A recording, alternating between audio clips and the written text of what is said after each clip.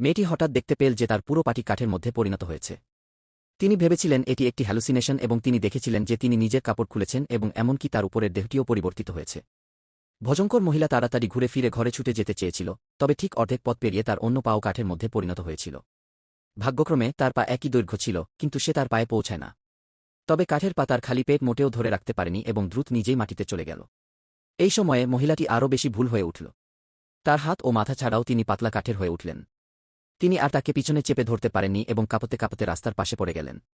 অবশেষে তার হাতগুলি পরিবর্তন হতে শুরু করে এবং তাৎক্ষণিকভাবে একটি দুর্দান্ত চেয়ারে পরিণত হয়েছিল। রাত পড়ার আগ পর্যন্ত একজন বৃদ্ধ ব্যক্তি যিনি স্ক্যাভেঞ্জারদের বাছাই করেছিলেন এবং এই চেয়ারটি খুঁজে পেয়েছিলেন যে কেউ চায়নি, তাই তিনি এটিকে ঘরে ফিরিয়ে নিতে চেয়েছিলেন।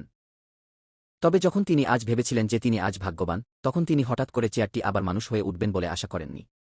আতঙ্কিত শিয়াওমেই তার জামা পরেছিলেন, দ্রুত পালিয়ে গেলেন এবং তারপরে কাছের একটি বাস স্টপে লুকিয়েছিলেন।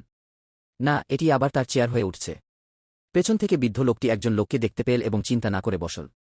এটি স্টেশনের স্টপ ছিল এবং শিয়াওমেই, যিনি মানব ফর্মে ফিরে এসেছিলেন, আবার বাড়িতে ছুটে এসেছিলেন, তবে তিনি এখনও সভাপতিত্বে পরিণত হবেন।